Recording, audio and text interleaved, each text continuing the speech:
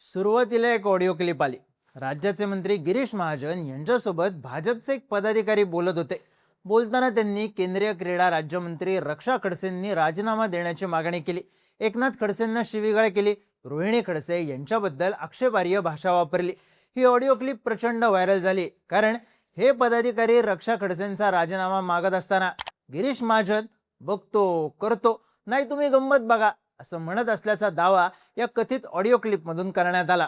त्यानंतर दुसरी audio clip आली याच पदाधिकाऱ्याची, मंत्री जयकुमार रावल यांच्यासोबतची. या ऑडिओ क्लिप मध्ये विजयकुमार गावितांना मंत्रिपद नको, हिना गावितांच्या विरोधातले कार्यकर्ते आपल्याकडे घ्या असं रावल म्हणत असल्याचा दावा करण्यात आला.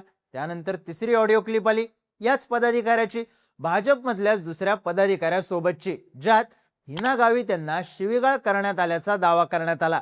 मग चौथी ऑडिओ क्लिप आली या भाजप पदाधिकाऱ्याची तत्कालीन पोलीस अधीक्षकांसोबतची, ज्यात हा भाजप पदाधिकारी दावा करत होता पोलीस महासंचालक मॅडम म्हणाल्या त्या भाजपच्या बॅक ऑफिसचं काम करतात. मागच्या काही दिवसांपासून या ऑडिओ क्लिप महाराष्ट्रात फिरतायत. या ऑडिओ क्लिप मध्ये एक माणूस कायम आहे, भाजप पदाधिकारी विजय चौधरी, भाजपचे उत्तर महाराष्ट्र संयोजक. आता माझी म्हणावं लागेल, कारण चौधरींनी आपल्या पदाचा राजीनामा दिलाय. या क्लिप्स फिरणं मात्र तरीही थांबलेलं नाही. कोणी सांगतंय की या एकूण 7,000 ऑडिओ क्लिप्स आहेत, ज्या चौधरींच्या पीएने बाहेर काढल्याची चर्चा आहे. आता होतंय कसं, एखाद्या नेत्याची ऑडिओ क्लिप येते, चर्चा होते, काही दिवसांनी चर्चा थांबते. पण नंदुरबारमध्ये मोर्चा निघाला, विजय चौधरींना गाव सोडून जावं लागलं, उत्तर महाराष्ट्र तापला आणि भाजपच्या हातून वोट बँक निसटण्याची शक्यता तयार झाली. पण हे सगळं का घडतंय? ऑडिओ क्लिप कशा बाहेर आल्या? विजय चौधरी आहेत तरी कोण? आदिवासी समाज का चिडलाय? आणि भाजप मधलं इंटरनल पॉलिटिक्स नेमकं आहे काय? पाहूयात या व्हिडिओ मधून. नमस्कार, मी चिन्मय आणि तुम्ही पाहताय बोलबिडू. मागच्या काही दिवसात सगळीकडे फिरत असलेल्या ऑडिओ क्लिप्सची पुष्टी झाली नसली तरी त्यात गिरीश महाजन, जयकुमार रावल असे मंत्री बोलत असल्याचा दावा करण्यात येतोय. त्यातही एक पदाधिकारी महाराष्ट्र भाजपच्या कॅबिनेट मंत्र्यांकडे केंद्रीय राज्यमंत्र्यांचा राजीनामा घ्याच अशी मागणी करतो.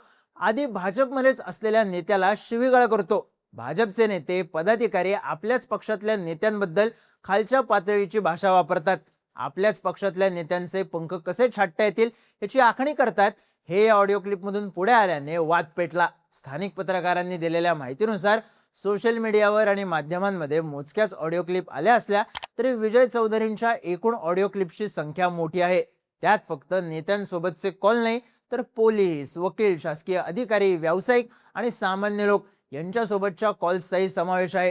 गिरीश महाजन आणि विजय चौधरी यांच्यातला कॉल म्हणून ज्या क्लिपचा दावा केला जातोय त्यात खडसे आणि त्यांची मुलगी नेहमीच भाजपवर आणि तुमच्यावर घाणेरडे आरोप करतात, टीका करतात. आपण मात्र त्यांच्या घरात रक्षा खडसेला मंत्री बनवून ठेवलंय. हे आता थांबलं पाहिजे. हिची हकालपट्टी केली पाहिजे. दोघं एकाच घरात राहतात आणि एकमेकांना मदत करतात, अशी दुहेरी भूमिका चालणार नाही. रक्षा खडसेने राजीनामा दिलाच पाहिजे. तुम्ही आदेश द्या आम्हाला, आम्ही पत्रक काढतो असं विजय चौधरी म्हणत असल्याचा आणि त्यावर महाजन त्यांना न थांबवता असं म्हणत असल्याचा दावा करण्यात येतोय. तर रावल यांच्यासोबतच्या कथित ऑडिओ क्लिप मध्ये गावितांच्या घरात पिंपात बॅरलमध्ये पैसे भरलेत असं चौधरी म्हणत असल्याचा दावा करण्यात येतोय. नाही, आपण या बाईला नामोहरम केलं तर बघा, आपण तिला केंद्रीय मंत्री होऊ दिलं नाही, पण देवेंद्र भाऊ तिच्या सोबत आहेत. अमित भाई, नरेंद्र भाईंच्या मनात तिने सॉफ्ट कॉर्नर तयार केला असं रावल म्हणत असल्याचा दावा करण्यात येतोय. तर एका ऑडिओ क्लिप मध्ये नंदुरबारचे तत्कालीन पोलीस अधीक्षक श्रावण दत्त एस यांच्याशी बोलताना विजय चौधरी, आपके मैडम के पास बैठा था आधे घंटे पहले, कुछ नहीं, मैं आपके बीजेपी का बैक ऑफिस चला रही हूँ, ऐसे बोल रही थी.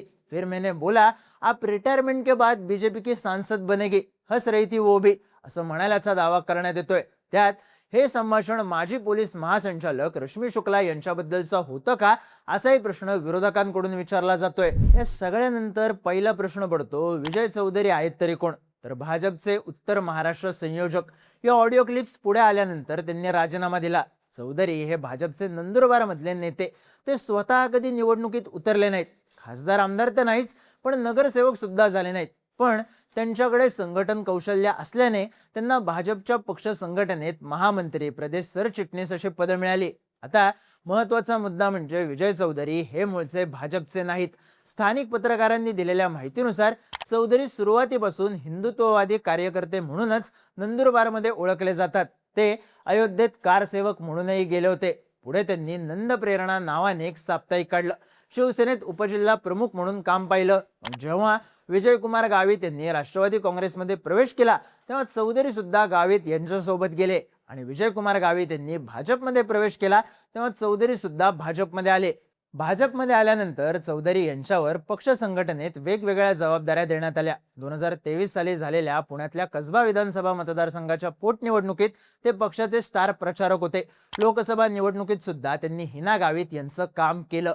पण 2 गटात ठिणग्या पडायला सुरुवात तिथूनच झाली असं सांगण्यात येतं. आता दुसरा प्रश्न पडतो, चौधरींच्या भाजपचे पदाधिकारी, मंत्री, नेते, पोलीस यांच्यासोबतच्या ऑडिओ क्लिप्स व्हायरल कशा झाल्या? तर नंदुरबारच्या स्थानिकांमध्ये याबद्दल वेगवेगळ्या चर्चा सुरू आहेत. यातल्याच एका चर्चेनुसार विजय चौधरींच्याच पीएने त्यांचा कार्यक्रम केल्याचं बोललं जातंय.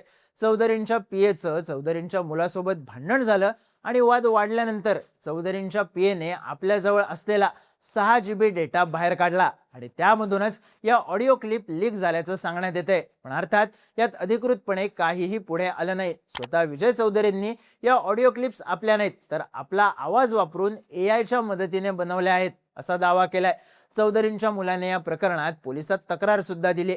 पोलिसांच्या तपासातून या ऑडिओ क्लिप्सची सत्यता तपासली जाणार आहे. पण काही स्थानिक पत्रकारांनी दिलेल्या माहितीनुसार चौधरी सध्या नंदुरबार सोडून बाहेर गेले आहेत अशी चर्चा आहे. चौधरी यांच्या या कथित ऑडिओ क्लिप समोर आल्यानंतर एकनाथ खडसेंनी विजय चौधरी आणि गिरीश महाजन यांच्यावर टीका केली.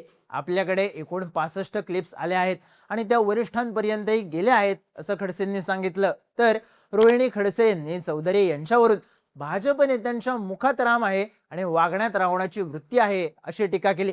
व्हायरल ऑडिओ क्लिपमध्ये रक्षा खडसेंच्या राजीनाम्याची मागणी होऊन सुद्धा त्या शांतच राहिल्यात.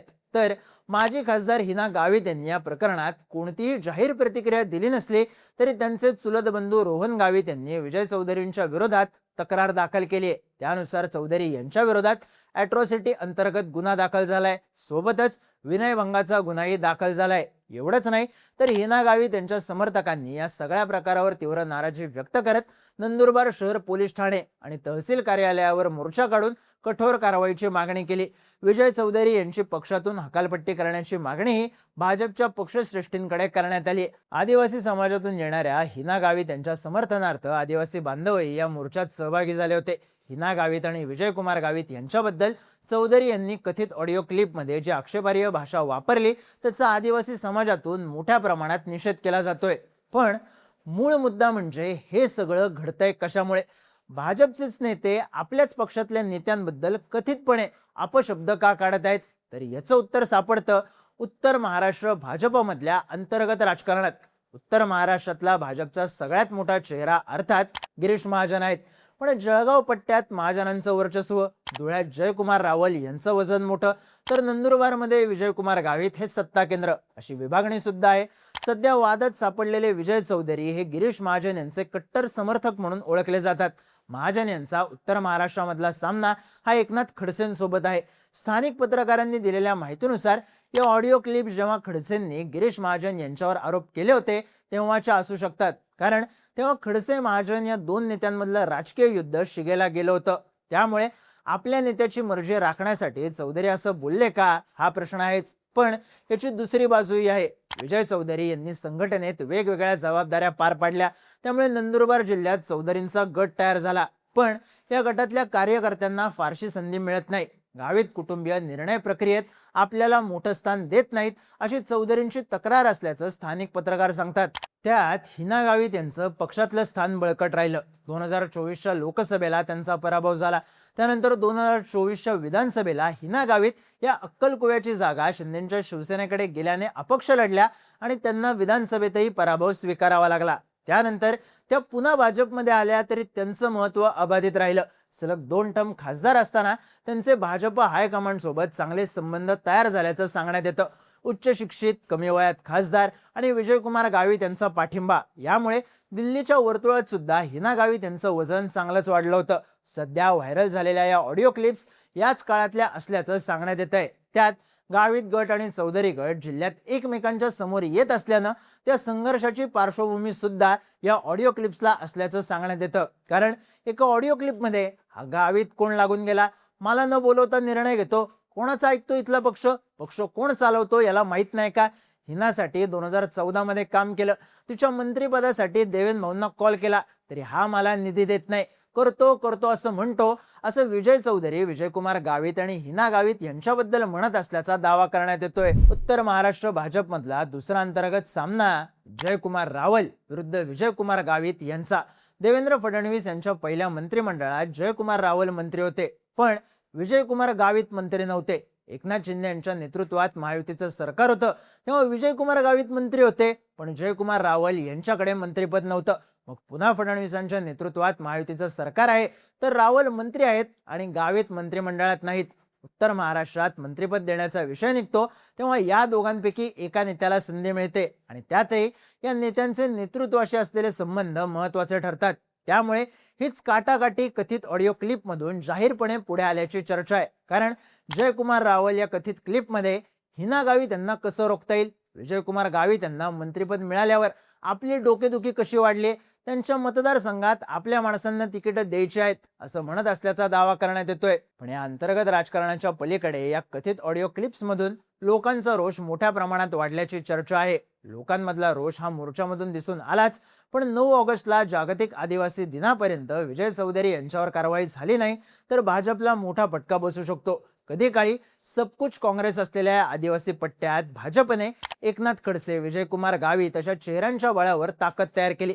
त्या चेहऱ्यांना आता भाजपकडून डॅमेज केलं जातंय. त्यामुळे भाजपने नंदुरबार धुळे पट्ट्यात तयार केलेली वोट बँक या प्रकरणामुळे नाराज होऊन भाजपच्या हातून निसटणार का, हा मोठा प्रश्न आहे. त्यात विजय चौधरी हे हिंदुत्ववादी कार्यकर्ते असले, भाजपच्या संघटनेत महत्वाच्या पदांवर असले, तरी ते मूळचे भाजपचे नाहीत. त्यामुळे या व्हायरल ऑडिओ क्लिपचा फटका बसला तर भाजपचे मूळ कार्यकर्तेही नाराज होऊ शकतात. लोकसभा निवडणुकीत सुद्धा नंदुरबारमध्ये हिना गावित यांच्या पराभवामागे भाजपमधली अंतर्गत नाराजी हे कारण असल्याचं सांगण्यात आलं होतं.